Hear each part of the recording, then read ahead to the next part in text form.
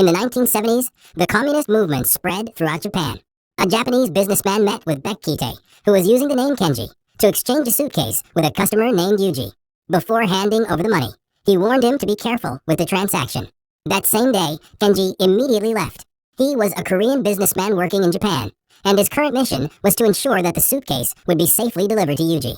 On a routine domestic flight in Japan, traveling quietly from Tokyo to Fukuoka, passengers took their seats one by one, fastened their seatbelts, and sank into silence, unaware that this ordinary journey was about to turn into a nightmare. One of the passengers was Kenji, calm in demeanor, polite in manner, and almost unnoticeable at first glance. But a single look at the metal suitcase handcuffed to his wrist was enough to shatter his ordinary appearance. His eyes quietly roamed the cabin, carefully assessing every passenger and all possible exits. In every movement, it was clear that he was not an ordinary traveler, but someone always prepared for whatever might happen. A young boy was seated beside him and casually struck up a conversation. Kenji responded kindly, yet he never lowered his guard, always alert, always waiting for something to happen. When he noticed that the boy was uneasy, he gave him some chewing gum to ease his nerves. Not long after, Kenji noticed several suspicious men on the plane. At that moment, the aircraft was already in the air. He saw two men enter the same restroom, one after the other. 3 minutes later, they came out together, each holding 2 packages. He immediately realized that something was wrong. Soon after, as a flight attendant brought water to the cockpit for the pilot, the incident suddenly unfolded. The hijackers swiftly took control of the cockpit, plunging the plane into chaos. Kenji was the only one who remained calm and composed. He assured the mother and child that they would get out safely. This group belonged to an extreme left faction of the Japanese Communist League and had been trained in North Korea. Upon returning to Japan, they planned to hijack an airplane to ignite a revolutionary war. A report of the hijacking was immediately sent to Japan's Ministry of Transport, causing turmoil throughout the department.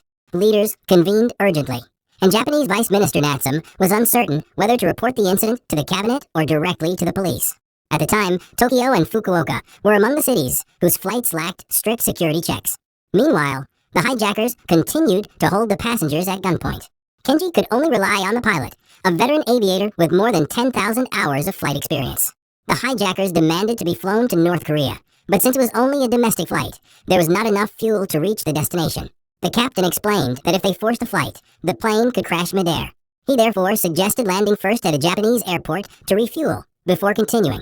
The hijackers' leader, Yamada, hesitated upon hearing this plan, but he was forced to consider a way to accept the situation. As agreed, the plane landed at an airport in Japan, and the passengers hoped they would finally escape the danger. Reporters flooded the scene, and the airport director announced to the media that they would do everything possible to keep everyone safe. The hijackers immediately sent demands to the Japanese government, requesting a route map to North Korea and immediate refueling. Yamada threatened to kill one hostage every hour if their demands were not met. The director sent someone carrying the map. However, while one of the hijackers was examining it, he noticed the movement of fighter jets. Enraged, they threatened to execute a hostage. As they prepared to strike, Kenji acted swiftly. He seized the sword from one of the hijackers and took him hostage. In retaliation, the hijackers captured the mother and child seated next to him to threaten him. Kenji firmly demanded that they release the mother and child and asked whether they were men wearing skirts to intimidate women and children. In the end, the mother and child were released. Kenji immediately subdued another hijacker and demanded to meet Yamada. He proposed releasing the elderly, women, and children first in order to gain sympathy from the public and the media. He explained that this would force the government to act more cautiously, which would benefit the hijackers. After careful consideration, Yamada saw the logic in the proposal. To remove any suspicion, Kenji opened the bag he was carrying. Everyone was shocked to see that it was filled only with ice candy. Due to rumors circulating in Japan that powerful figures in North Korea were extremely fond of ice candy, the hijackers immediately regarded him as an ally. Kenji advised them to trust him and said that if they cooperated, they could achieve their goal without anyone being harmed. Yamada was convinced and agreed to release all the elderly and children. As a young boy was disembarking, Kenji secretly placed something in his hand. As planned, the hijackers released 23 passengers. To ensure the safety of the remaining hostages, the Japanese government was forced to comply, refueling the aircraft and ordering the fighter jets to withdraw. As a result, Kenji completely gained the hijackers' trust. Yamada grew curious about his true identity, but Kenji simply said that he was a businessman. When they saw that the suitcase was filled with medicine, Yamada believed him without hesitation. The plane quickly departed Japan for North Korea, but this was only the first step of Kenji's plan. The mother of the boy, who had received the paper, called the number written on it, and she learned that Kenji was an agent of the Korean CIA, whose real name was Kite. After receiving this information, the United States and South Korea were immediately drawn into the situation. Agents of the Korean Intelligence Bureau entered the air traffic control tower to locate the head of the control team, Choi Ji-suk. Ji-suk received a direct call from the Minister of Intelligence, ordering him to stop the plane before it reached North Korea. When the aircraft entered South Korean airspace, Ji-suk immediately cut off communication with North Korea. Using the radio, he contacted Captain Honda, posing as air traffic control, and instructed him to switch to a different frequency. After the captain agreed, he was given new flight instructions. With the captain's cooperation, the aircraft appeared to be heading toward North Korea, but in reality, it was gradually turning south. After the maneuver was successfully executed, the fighter jets quickly withdrew. This action completely removed the hijackers' suspicions. They firmly believed they were on their way to North Korea, while in South Korea, everything was quietly brought under control. The soldiers stationed at the airport were wearing North Korean uniforms. The entire area was filled with North Korean flags, and even students had been mobilized to pretend to be an enthusiastic welcoming group. All of this was part of a fragile performance meant to convince the hijackers that they had truly arrived in North Korea. However, when the plane landed, the hijackers' leader, Yamada, noticed from a distance the presence of American soldiers dressed in black and a United States flag clearly waving in the wind. At that moment, they realized they had been deceived. The hijackers' anger flared, and they immediately confronted Kenji. Despite the tension, he remained calm and boldly declared that he was willing to sacrifice himself to ensure that the plane would reach North Korea. At the same time, the governments of South Korea and Japan urgently convened a temporary meeting to discuss how to deal with the crisis. South Korea firmly denied that it had deliberately changed the flight direction, while Japan insisted that the safety of the hostages should be the top priority.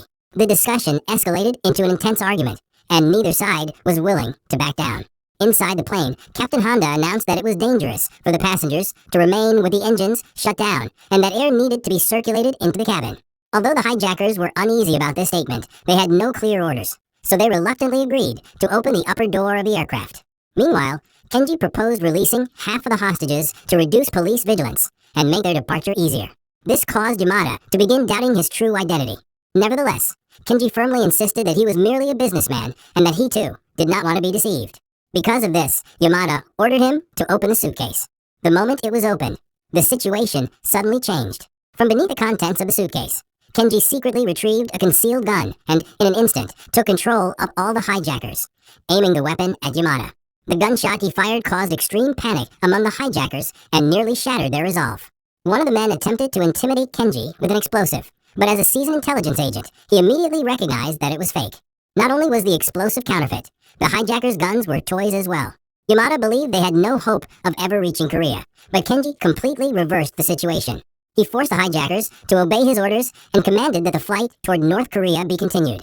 He also instructed them to convey to the South Korean government that if the plane was not allowed to fly the next day, they would detonate the bomb. Kenji's true objective was to negotiate a hostage exchange. A high-ranking Japanese official, Vice Minister Natsum, would board the plane in exchange for half of the passengers. Because he was carrying a large amount of ice candy, Kenji was compelled to temporarily accompany the flight toward North Korea as part of the escape. Once the Japanese official was on board, the hijackers' safety would be guaranteed, and South Korea would lose its justification for stopping the flight under the pretext of protecting the passengers. After the incident, Vice Minister Natsum and Captain Honda were honored as national heroes in Japan.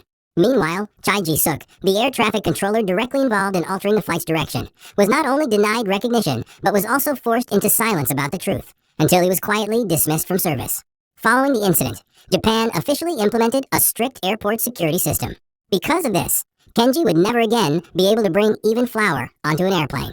Before the new policy was fully enforced, he gave Yamada one final task, then personally returned to Japan to offer an apology. Due to the impact of the hijacking, he was not held accountable. Afterward, Kenji returned to Korea and went to the Busan Bureau of the Central Intelligence Bureau.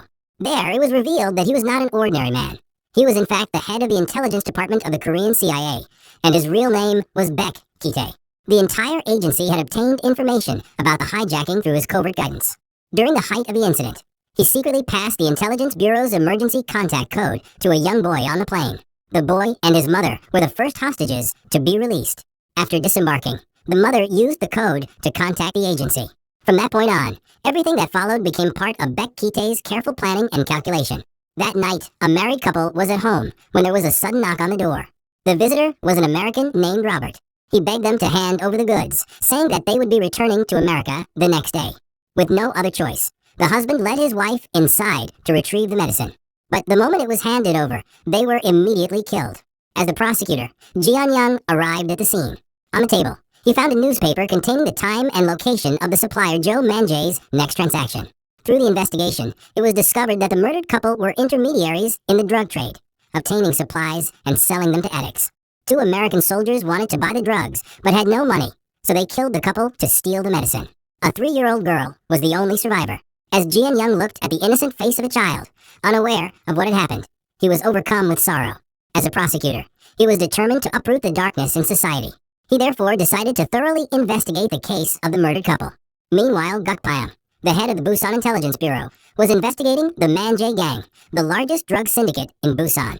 For a long time, the organization had been protected by a director named Kwon, allowing its business to flourish.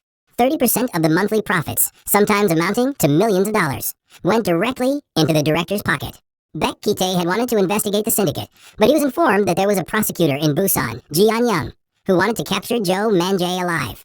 Since Jian-young had previously been awarded the Order of Flower Jong as a legend of the Marine Corps, the leadership decided it would be best to handle the situation cautiously for the time being. Ki-tae returned to his work and ordered his subordinates to investigate Jian-young's background. Meanwhile, Jian-young confronted the 2 American soldiers involved in the case, carrying the newspaper with a coded message. Through the investigation, he learned that the code had been written by the woman while listening to a phone call. It contained only the time and location of the meeting, but no date. Jian-young asked the 2 soldiers to recall the phone call. Fortunately, one of them had some knowledge of Korean and remembered the phrase, "meet tomorrow," being mentioned. Because of this, Jian-young obtained an important lead. Before leaving, he reminded the 2 men that they had killed a pregnant woman. Upon returning to his office, Jian-young organized all the details and reached the conclusion that at 6 o'clock in the evening the following day, the transaction between the couple and the drug supplier would take place at a shop. Jian-young inferred that the supplier was still unaware that the 2 people were already dead, so he decided to send 2 prosecutors to the meeting point, posing as a married couple. The role of the husband was assigned to a new employee named Dison, while the role of the wife was to be played by a female colleague. However, due to that colleague's rough and unpleasant appearance, Jian-young immediately requested a replacement. In the end, Yi-jin was chosen from among the Busan prosecutors. She did not expect to be selected. She was known as one of the toughest and most outspoken people in the group. That same afternoon, Jian-young and Yi-jin posed as a married couple and arrived on time at an inn. The supplier was extremely cautious. He did not show his face and instead only called to ask for a favor. He instructed them to board a bus to another location. It was already night when they reached the real destination. Someone quietly observed them for more than half an hour before finally revealing himself. Soon after, a car stopped beside them and invited them inside. Inside the vehicle, the money and the goods were inspected simultaneously. Suddenly, the man turned on the radio, which broadcast the news about the murder of the married couple. When they realized that the transaction had been exposed, Jian-young and Yi-jin simply laughed. Jian-young immediately recognized the man as a deputy of the Manjay Gang. When the deputy realized that his identity had been exposed, he immediately drew his weapon. To prevent further chaos, Jian-young grabbed him by the neck. From behind, others worked together to restrain Jian-young, and the deputy seized the opportunity to get out of the car and run away. Yi-jin and Jian-young chased after him, but due to Jian-young's age and difficulty breathing, he quickly became exhausted. After running a short distance, he caught up with the deputy, who once again drew his weapon to fight back. Because of his exhaustion, Jian-young was quickly injured. Fortunately, Yi-jin arrived just in time and used her skills to subdue and restrain the opponent. When Jian-young disappeared from the police's sight, they hurried to search for him. Jian-young immediately confirmed that the man they had captured was a deputy of the Manjay Gang. Based on what had happened that night, he inferred that the deputy had secretly reached an agreement behind his boss's back. He attempted to negotiate, promising to keep the secret in exchange for the deputy becoming an informant to help him capture Joe Manjay, the head of the syndicate.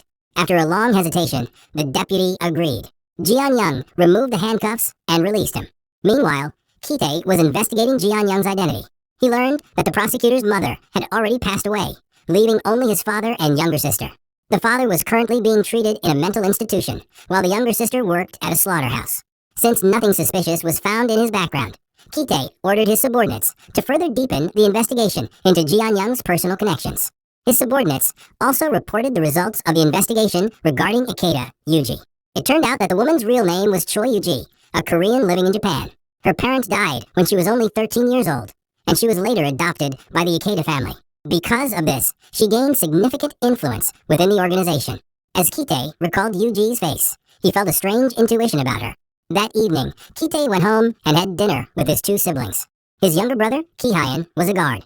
Thinking that Ki-hyun might be bored with his job, Ki-tae suggested recommending him to the Military Security Command. However, Ki-hyun refused, as he wanted to advance through his own abilities. Meanwhile, Ji-young and Yi-jin were having dinner together. Ji-young bluntly explained the entire plan. He would use the Man-jae gang's deputy to destroy the organization from within, elevate him as the new boss, and ultimately take him down as well. After that, he showed Yi-jin a photograph of Ki-tae together with Joe Man-jae. Because of this, Yi-jin suspected that Ki-tae might be Man-jae's spy. As a result, Ji-young became even more determined to capture Man-jae in order to uncover Ki-tae's true identity. The deputy fulfilled his promise to Ji-young.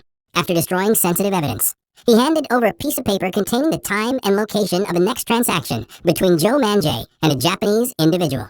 The next day, almost everyone at the procuratorate went out to eat. Ki-tae took advantage of the opportunity and summoned the caller while no one was answering the phone. At the same time, Intelligence Bureau agents, disguised as an inspection team, entered the procuratorate office and planted eavesdropping devices. While searching through the office, Ki-tae found Ji-young's investigation documents in a drawer. Among them was a photograph showing Joe Man-jae bowing his head in front of Ji-young. Not long after, Ji-young returned to the office. Ki-tae did not hurry to leave. Instead, he revealed his identity, voluntarily shook hands, and lied that Joe Man-jae, due to his alleged connections with North Korea, was already under investigation by the Intelligence Bureau, and therefore requested that the prosecutor withdraw.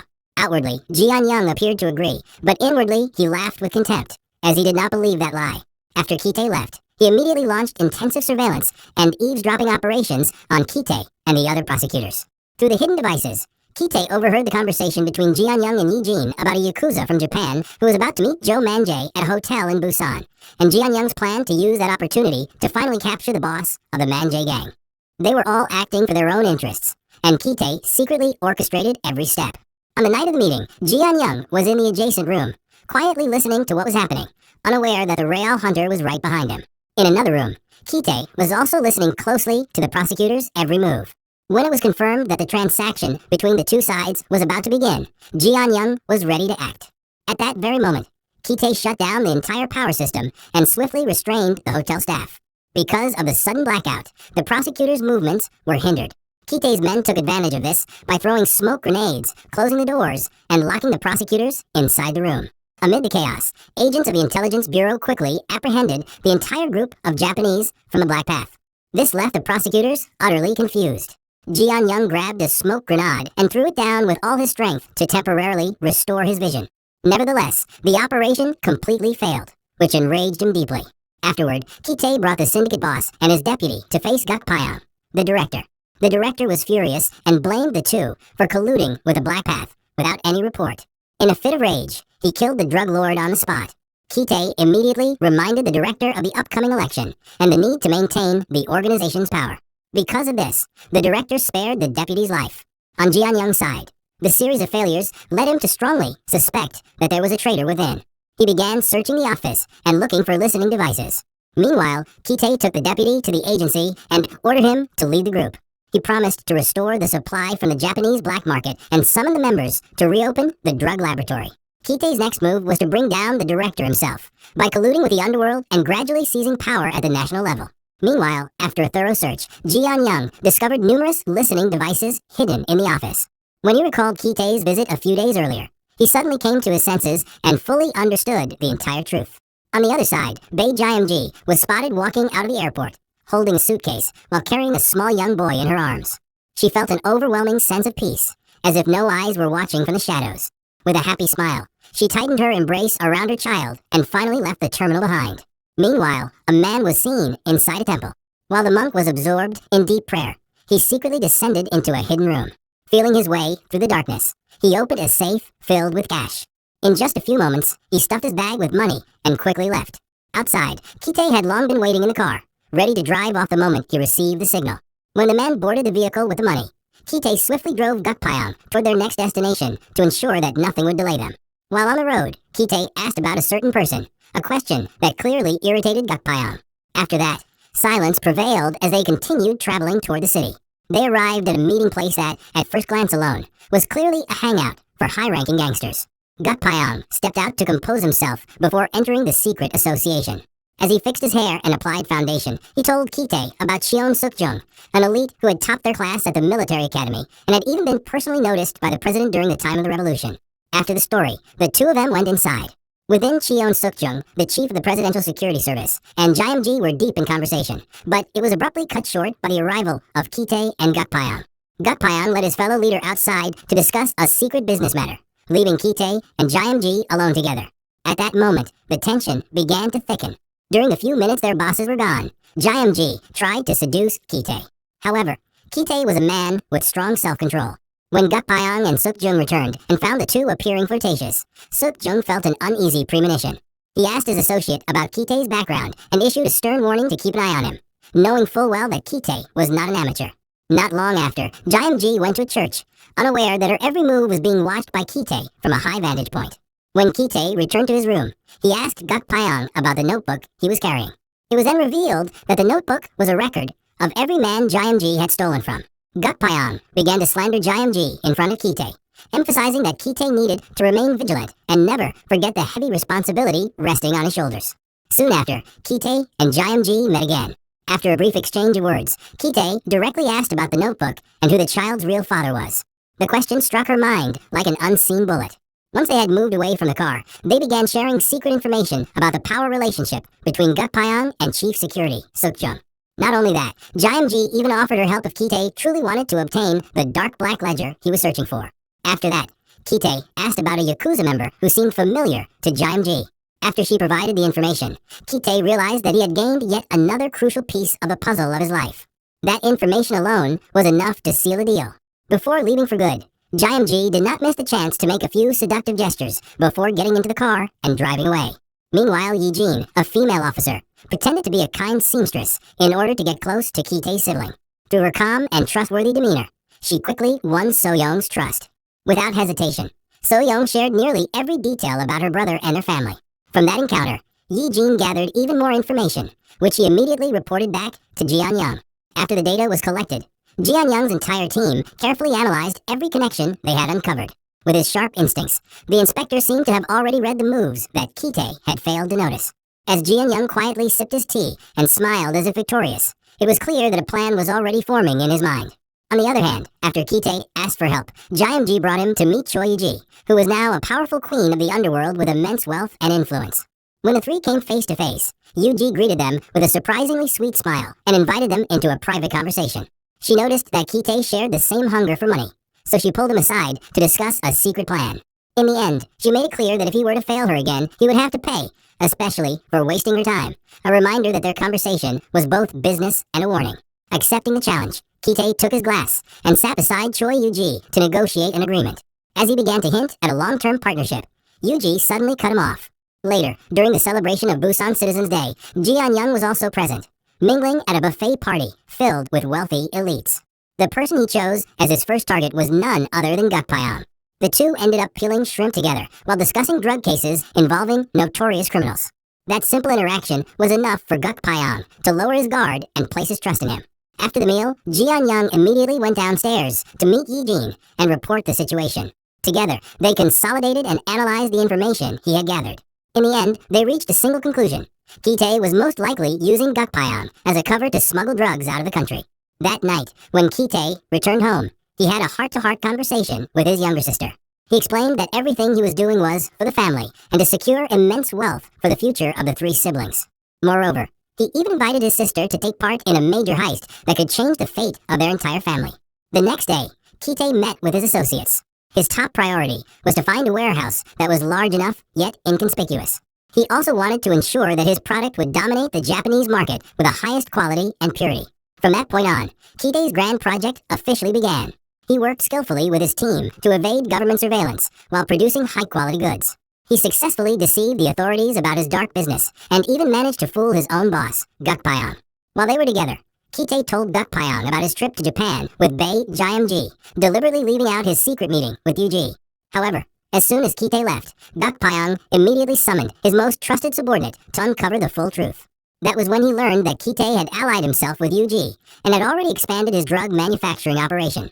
That information alone was enough to ignite Gakpyeong's fury.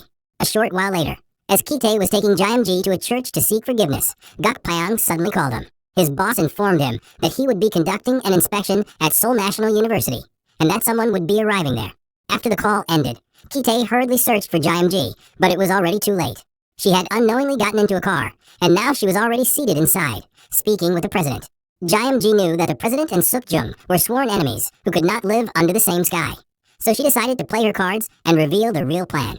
Having a child only strengthened her ambition. She struck a win-win deal with the president in which she would defeat her rival, and in return, she would obtain the wealth and position she desired. After meeting with the president, Kite invited Ji to a bar that night for a private conversation. Since he was the one who reached out first, Ji was pleased and immediately went to meet him. However, once they met, Kite instantly threatened her over her actions.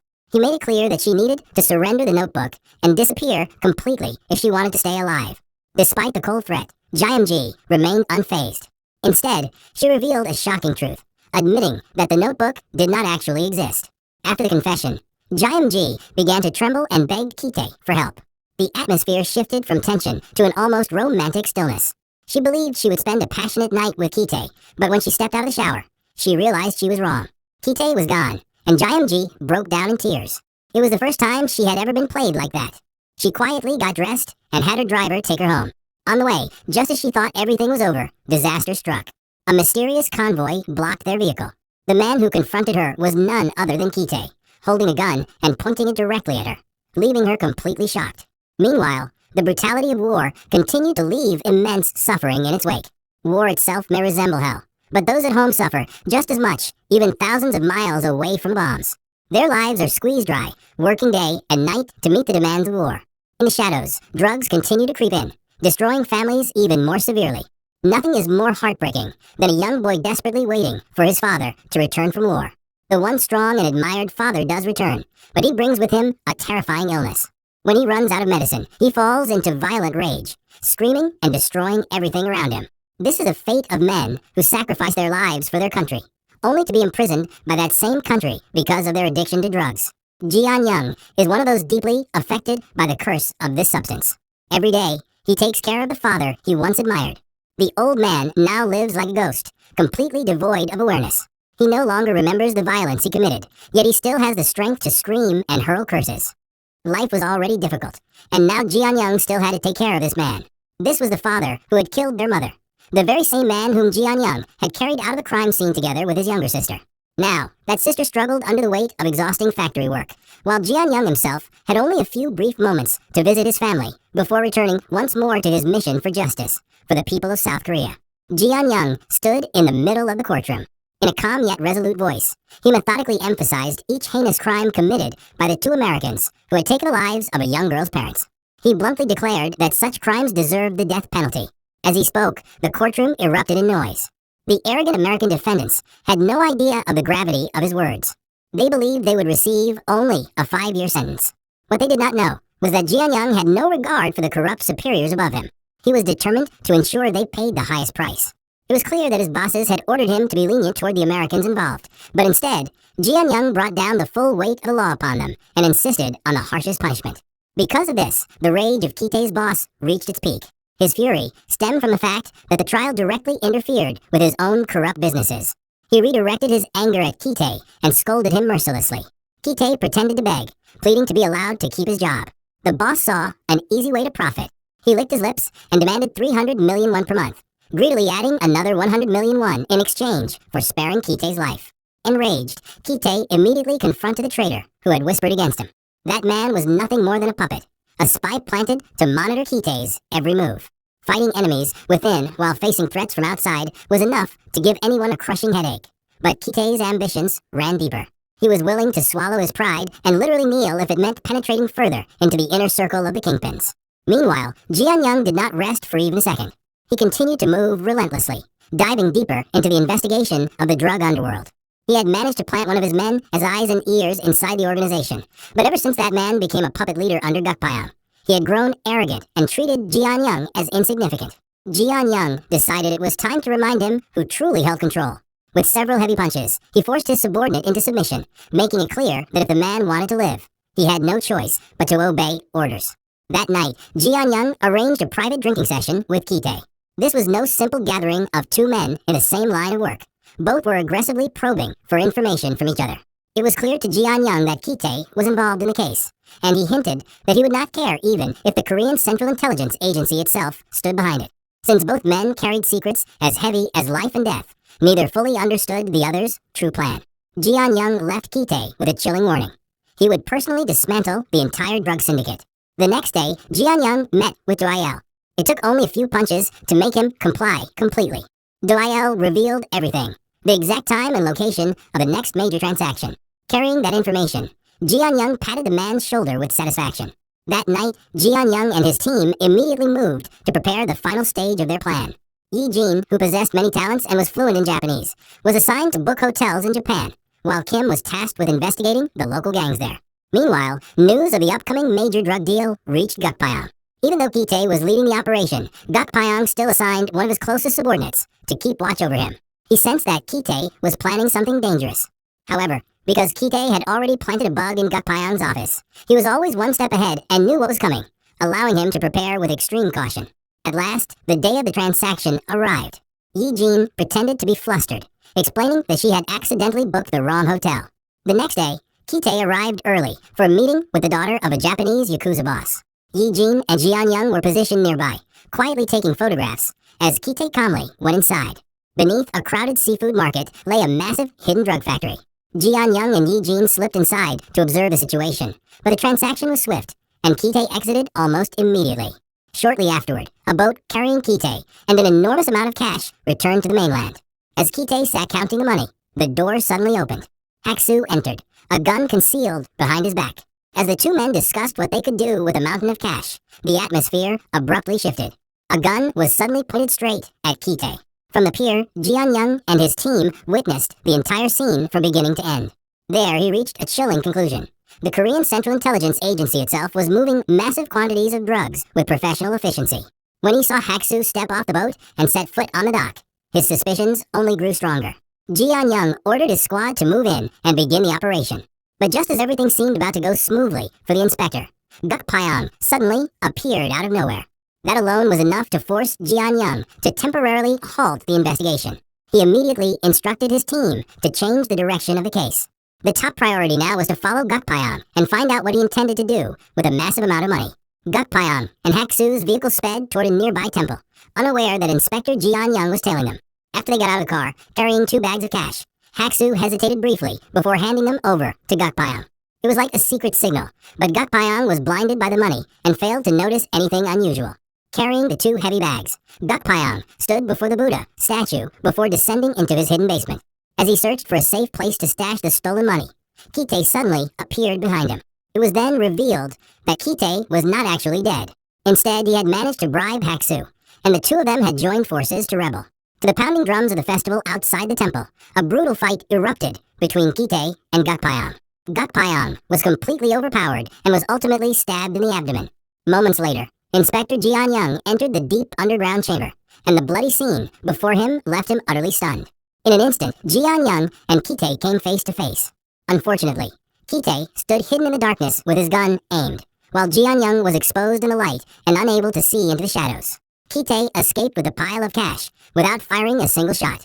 The moment Ji-Young ran outside to call for help, Ki-tae personally set the temple ablaze to erase all evidence. Having failed to save anyone, Ji-Young stood still, silently watching the temple burn, overwhelmed by a sense of complete helplessness. Ji-Young was 100% convinced that Ki-tae had killed Gakpyeong, but the trail had gone cold, and there was not a single piece of evidence. He did not give up. He changed his strategy and targeted Ki-tae's associate from the Central Intelligence Bureau, Hak-soo. Without wasting any time, Ji-Young immediately arrested Hak-soo as the prime suspect in Gakpyeong's murder. During the interrogation, Hak-soo pretended to know nothing and repeatedly lied. As time passed, Ji-Young shifted tactics and began applying psychological pressure. He reminded Hak-soo that even if he stayed silent until death, it would be meaningless. Under the current circumstances, Ki-tae was the only true winner. While Hak-soo would rot away as a murder suspect, Ki-tae would remain free, bearing no consequences. That was when Hak-soo's resolve began to crumble. But just as he was about to break, an order suddenly arrived from higher command to release him immediately. Furious, Ji-Young stormed into his boss's office, only to be told that there was nothing he could do. The order had come directly from the highest level. The high-ranking official in question was Suk-jung, a man extremely close to the president. It was then revealed that Kitae had already met with Sukjung, bringing with him a table piled high with money. This was the massive kickback that Guk Pyong had been secretly siphoning right under Sukjung's nose.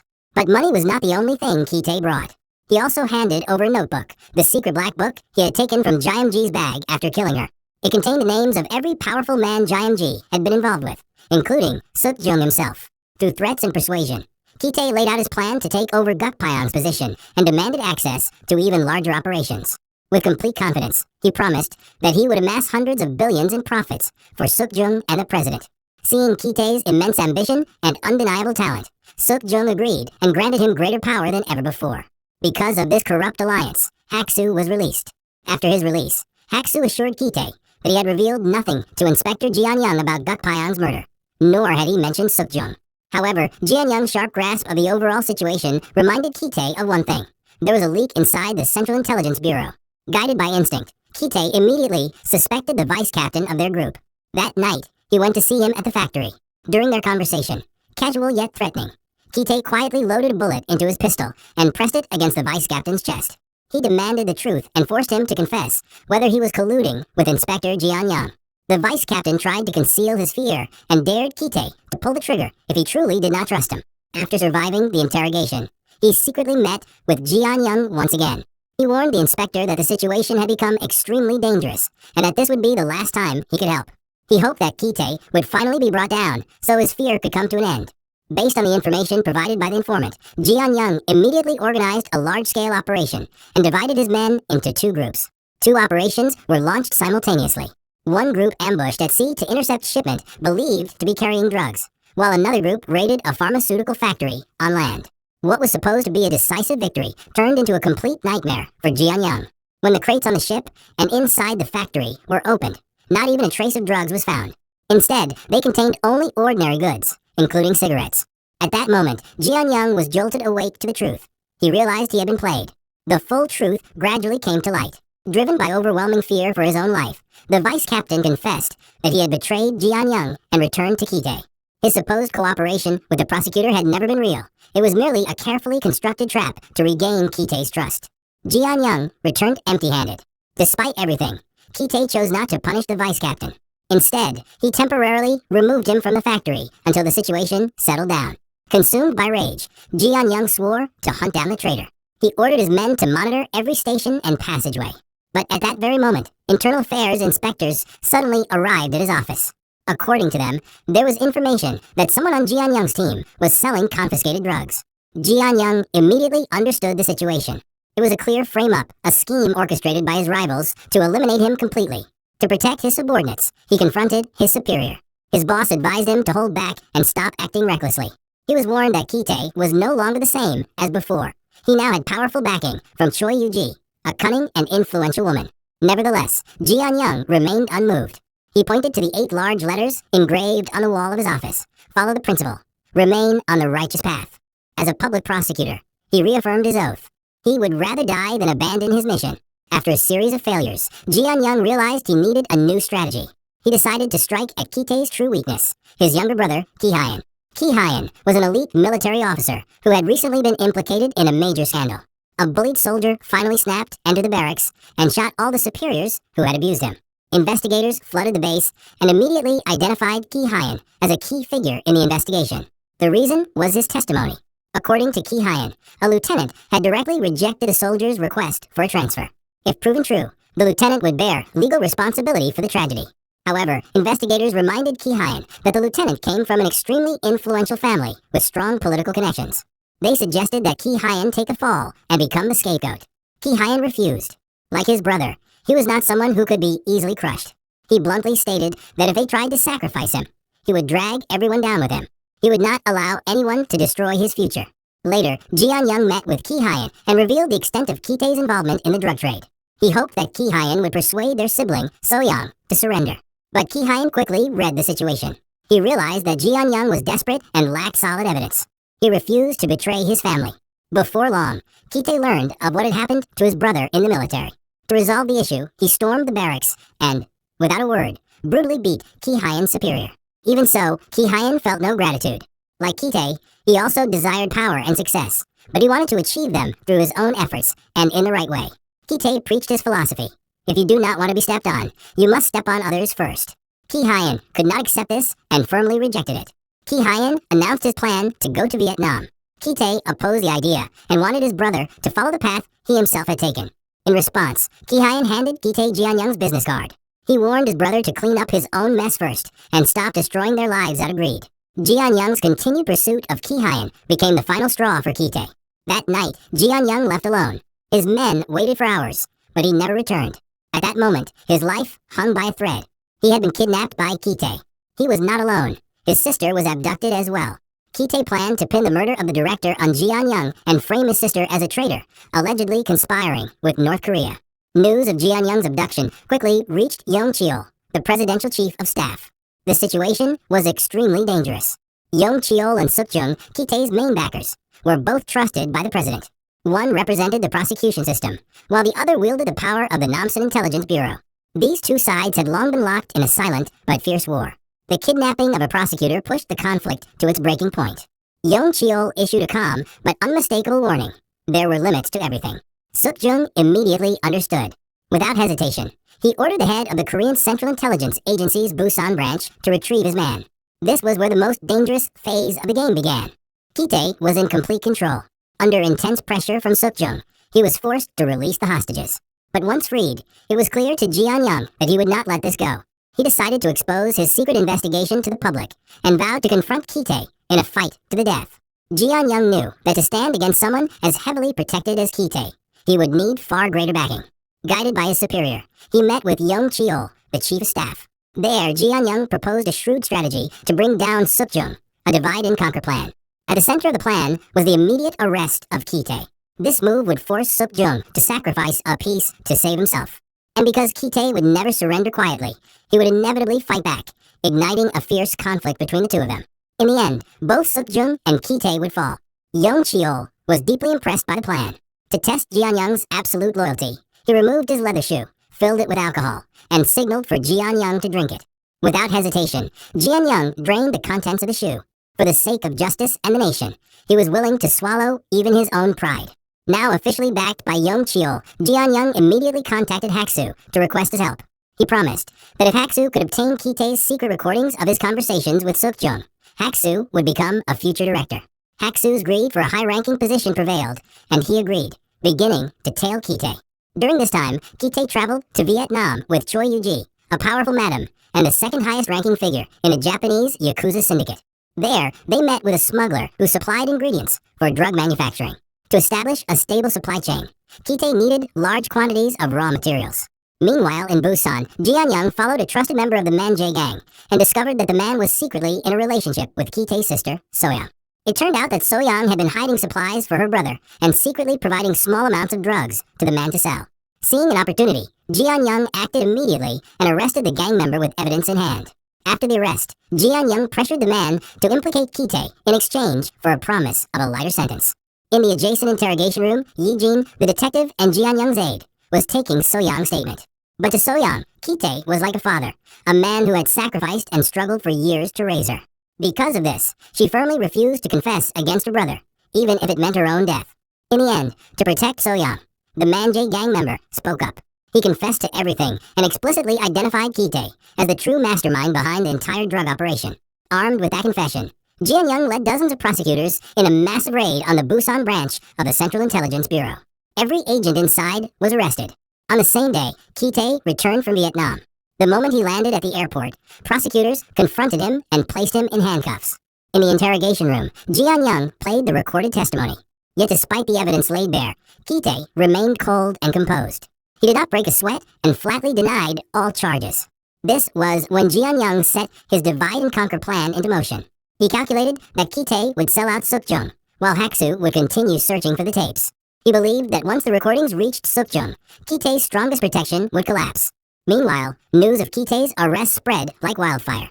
Suk-jung began to panic. On the other side, Young Cheol issued strict orders to his subordinates to completely bring Ki-tae down.